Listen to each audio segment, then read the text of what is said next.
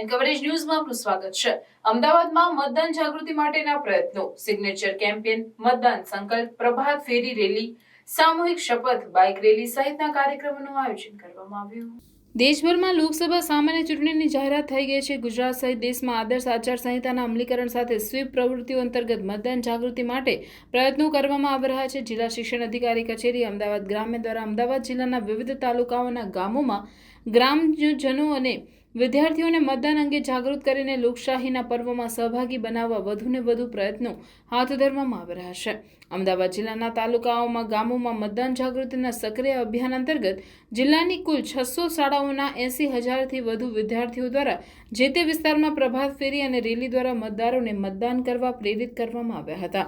લોકશાહીના પર્વમાં વધુને વધુ નાગરિકો સહભાગી થઈને ફરજિયાત મતદાન કરે તે માટે વિવિધ પોસ્ટર અને બેનરના માધ્યમથી જાગૃતિ ફેલાવવામાં આવી હતી। જિલ્લા શિક્ષણ અધિકારી કચેરી અમદાવાદ ગ્રામ્ય દ્વારા જિલ્લામાં મતદાન જાગૃતિ માટે સિગ્નેચર કેમ્પેન, મતદાન સંકલ્પ, પ્રભાત ફેરી રેલી, सामूहिक शपथ, बाइक रैली सहित कार्यक्रमों योजाई रहा है।